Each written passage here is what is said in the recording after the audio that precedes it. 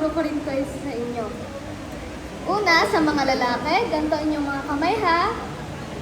Ganyan. O, sa mga babae naman, hawak nyo ang inyong mga pamaypay. Ganyan. Ganito ang gagawin ninyo ha, gayahin nyo lang ako. Isa, dalawa, tatlo, apat, lima, anim, pito, 12. Oh, mahusay. Ito naman, waltz ang tawag dito ha. Oh, isa, dalawa, tatlo, apat, lima, anim, pito, at 8. Oh, mahusay. Ngayong alam niyo na kung paano gawin ito. Pwede bang patingin ang karinyosa nyo?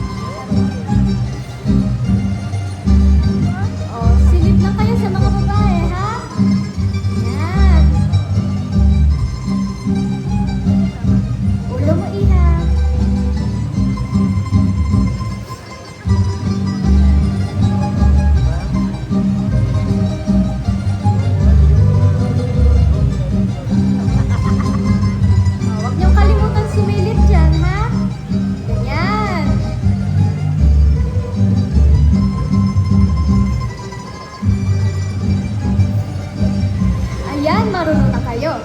Pero alam nyo ba na isa sa pinakamahalaga na dapat niyong malaman na ang pagiging mahusay na mag-aaral ay hindi lamang nasusukat sa 4 na sulok ng silid-aralan.